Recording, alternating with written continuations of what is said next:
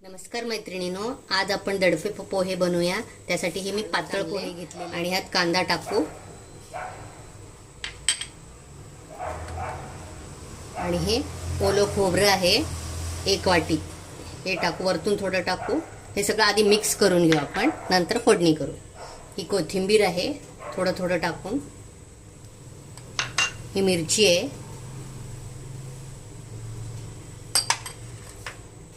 हे साखर आहे, चवीनुसार टाकायचं। हे मीठ,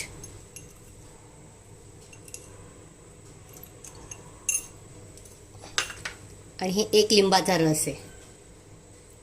हे सगळं मिक्स करून चांगलं कालवून घेऊया चांगलं, आणि नंतर फोडणी करूया वरतून।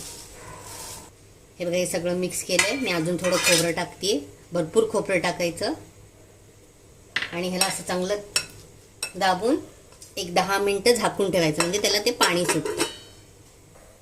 हे बघा, ही फोडणी बनवून घेऊ। मोहरी, जिरे,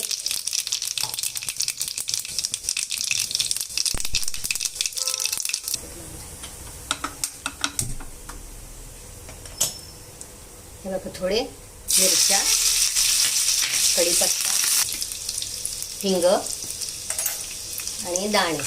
लगेच गॅस बंद करायचं, जास्त करपू द्यायचे नाही दाणे। आणि हळद,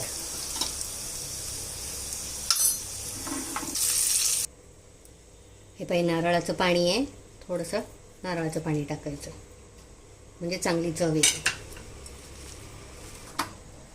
हे बघा, हे असं झालंय। मी गॅस बंद करून थंड केली फोडणी, मग ह्यावरती टाकून द्यायचं।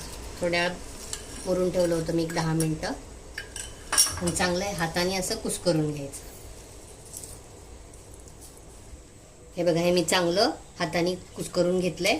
परत वरतून खोबरं टाकू, ओलं नारळात, आणि थोडीशी शेव,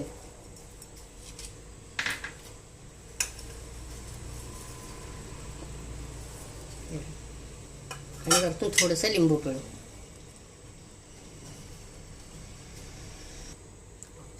हे बघा, हे दडपे पोहे तयार झालेले। तुम्ही तुमच्या मुलांना पण असं करून देऊ शकता। बघा, माझ्या चॅनलला लाईक, शेअर आणि सबस्क्राईब करा।